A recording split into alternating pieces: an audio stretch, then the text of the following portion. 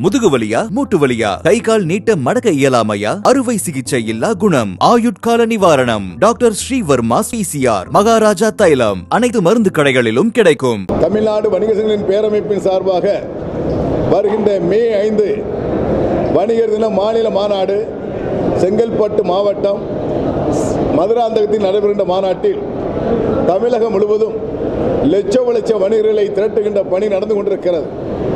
அந்த அடிப்படையில் சேலம் மாவட்டத்தினுடைய தலைவர் பெரியசாமி தலைமையிலே இன்று சேலம் மாவட்டத்தினுடைய ஆய்வுக் கூட்டம். இந்த கூட்டத்திலே அந்த மாநாட்டில் 10,000 பேருக்கு மேலே பங்கேற்போம் என்பதை தீர்மானமாக எடுத்திருக்கிறோம். குறிப்பாக வியாபாரிகளுக்கு ஏற்பட்டுள்ள பல்வேறு அச்சுறுத்தல்கள், பல்வேறு வரி பிரச்சனைகள், கட்டிட வரி உயர்வு, மின்சார கட்டண உயர்வு, குப்பை வரி உயர்வு, அந்த லைசன்ஸ் உரிம கட்டண உயர்வு என்று பல்வேறு உயர்வுகள், ஜிஎஸ்டியிலே வாடகைக்கு 18% வரி விதிப்பு முழுமையாக அகற்றப்பட வேண்டும் என்ற பல்வேறு கோரிக்கைகளை அந்த மாநாட்டு மேடையில் வலியுறுத்த இருக்கிறோம். அதை தாண்டி ஆன்லைன் வர்த்தகத்தின் மூலமாக எங்கள் வணிகம் ஏறக்குறைய 27% சுரண்டப்பட்டிருக்கிறது. அதே போன்று இந்த அமேசான், நீங்கள் பார்த்துருப்பீங்க, அமேசானில் ஊடகத்தில் வந்த செய்தி 10 லட்சம் ரூபாய்க்கு மேலே உள்ள கெட்டுப்போன பொருள்கள் இருப்பதாக தகவலை தந்து கொண்டிருக்கிறார்கள்.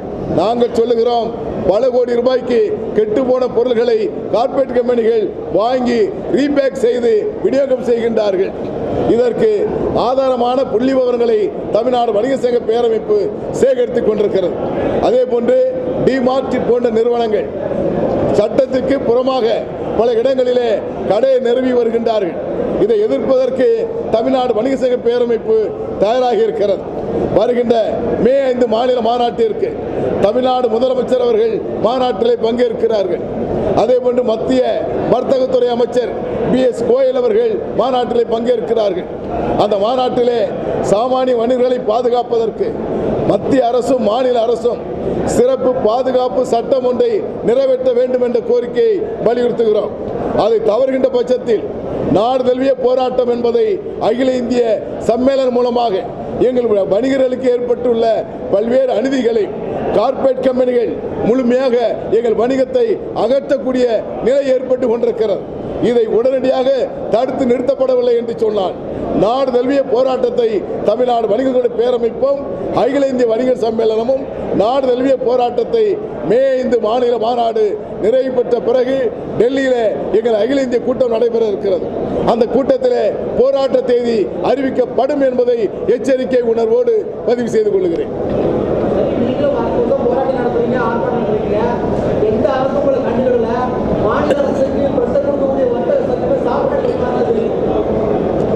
நல்ல கேட்டுடுங்க.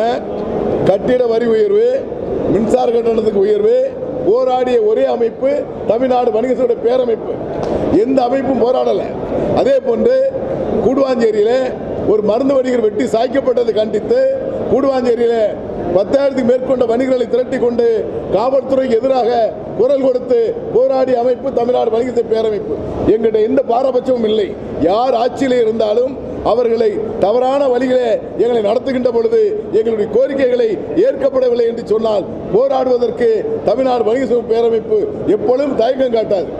மற்ற மாநிலங்களோட தமிழகத்தில் குறிப்பாக உணவு பாதுகாப்பு அதிகாரிகள் சாதாரண டீக்கடைக்காரங்க தண்ணீர் விட்டுருக்காங்க. அதற்கு சட்டம் என்ன பண்ணுவாங்க? கட்டாயமாக 5 தினங்கள் முன்பு மாண்புமிகு அமைச்சர் மா சுப்பிரமணியன் அவர் சந்தித்து இதே கோரிக்கையை நாங்கள் வலியுறுத்தி இருக்கிறோம். குறிப்பாக கடை சீல் வைப்பது, சாமானிய கடை உள்ள ஆய்வு என்ற பெயரில் ஆய்வு பெயரில் சில அதிகாரிகள் கைவிட்டு பணம் வாங்குவது, இதை உடனடியாக தடுத்து நிறுத்தப்பட வேண்டும். அந்த அதிகாரிகள் மீது நடவடிக்கை எடுக்கப்பட வேண்டும் என்பதை தமிழ்நாடு வணிக சங்க பேரமைப்பு வெகுவாக வலியுறுத்தி இருக்கிறது.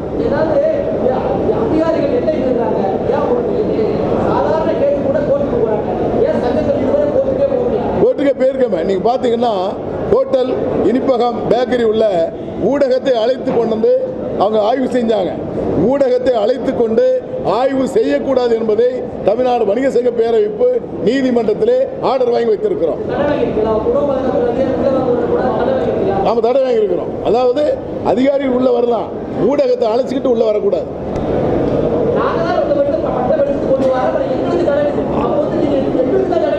அது இல்லைன்னா, அதாவது அவங்க ஒரு பொருளை எடுத்து ஆய்வு செய்து தப்பு இருந்தால் அதை நீங்க ஊடகத்தில் வெளிப்படுத்தலாம். தப்பே இல்லாம ஆய்வு பண்ணும்போது நீங்க ஊடக நண்பர்கள் போய் அதை வெளிப்படுத்தும் போது அந்த வணிகம் கடுமையாக பாதிக்கப்படுகிறது. ஆகவேதான் அதை தடை வாங்கியிருக்கிறோம்.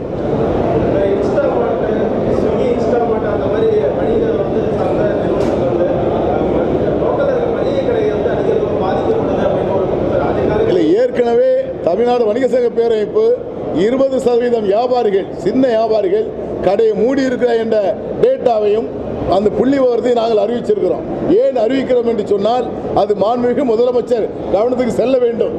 சாமானிய வணிகர்களை எப்படி பாதுகாப்பது என்பதை அரசு ஆய்வு செய்ய வேண்டும். குறிப்பாக நாங்கள் தான் இந்த நாட்டினுடைய வாக்காளர்கள், இந்த மண்ணின் வாக்காளர்கள். கார்பரேட் கம்பெனி அமேசான் வாக்கு போட முடியாது, டிமார்ட்டின் வாக்கு போட முடியாது. ஆகவே அரசாங்கம் அதை புரிந்து கொள்ள வேண்டும் என்பதற்காக தான் 20 விழுக்காடு கடைகள் அப்புறப்படுத்தப்பட்டிருக்கிறது என்ற செய்தியை தமிழ்நாடு வணிக சங்க பேரவைப்பு வெளியிட்டிருக்கிறது. ஜிஎஸ்டி எப்போ ஜிஎஸ்டி அமல்படுத்தப்பட்டதோ அதிலிருந்து வியாபாரிகளுக்கு சோதனை தான். வியாபாரம் செய்வோமா இல்லை வியாபாரத்தை விட்டு வெளியேறுவோமா என்ற எண்ணம் வியாபாரிகள் மத்தியிலே ஒரு அழுத்தத்தை தந்திருக்கிறது. ஆகவேதான் மத்திய நிதியமைச்சர் அவர்களை நாங்கள் சந்தித்து உரையாடி இருக்கிறோம். அவர்களும் பல்வேறு கோரிக்கைகளை ஏற்று இந்த பார்லிமெண்ட் கூட்டம் முடிந்தவுடன் எங்களை அழைத்து பல்வேறு இணக்கமான சூழ்நிலையை கொண்டு வருவோம் என்று உறுதியளித்திருக்கிறார்கள்.